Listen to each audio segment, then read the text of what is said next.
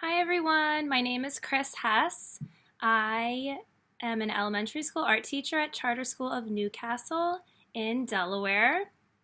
I graduated with my undergraduate degree at Kutztown University where I majored in art education. So yes, being from Delaware, it is a little bit hard for me to commute sometimes, especially when classes go really late, but the weekend should be fine. As far as what I'm studying at Moore, I am doing my thesis on the effects of choice-based art education. I kind of have been teaching the last 6 years following more of a discipline-based approach.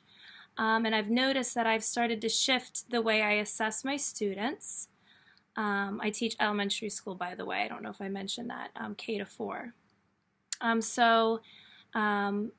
In doing the assessments, I used to use a lot of rubrics, trying to check off different criteria for students.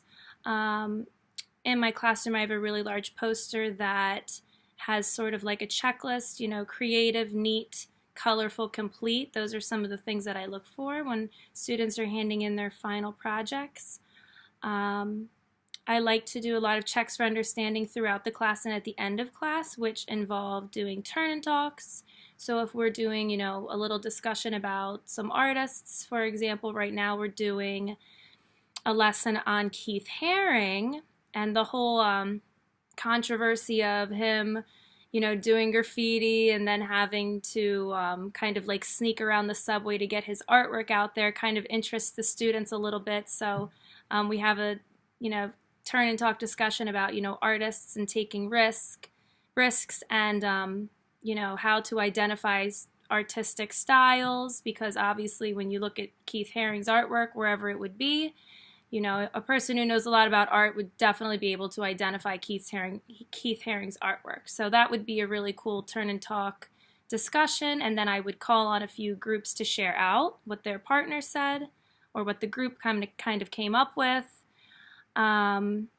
I like to do exit tickets because they're really quick and I can kind of check over them later. So I'll put a little sticky note on each student's desk, and then I will ask a question and they hand it to me as they exit. And then I'll put those on my desk with the teacher's name on top and kind of check through there, check through the sticky notes. What I've noticed with that though is that there's always a couple kids that sneak out just not writing anything down.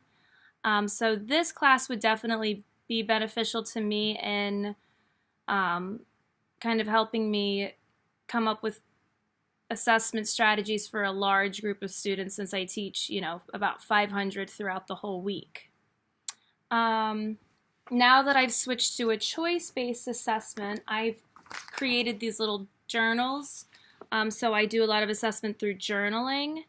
One thing, and I do this only for my older students, just the 4th grade, they would typically start out a project by filling out this project proposal form, which basically talks about kind of what their ideas are going to be, materials, why they made the artwork, and then there's also a little self-assessment at the end, asking them about